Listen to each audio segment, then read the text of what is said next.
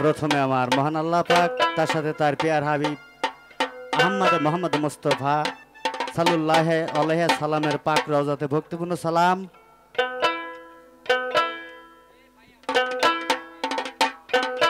সকল সাধুগুরু বৈষ্ণব এখানে যারা উপস্থিত আছেন সবাইকে আমি সালাম জানাচ্ছি, আসসালামু আলাইকুম। আমার জন্য দোয়া রাখবেন।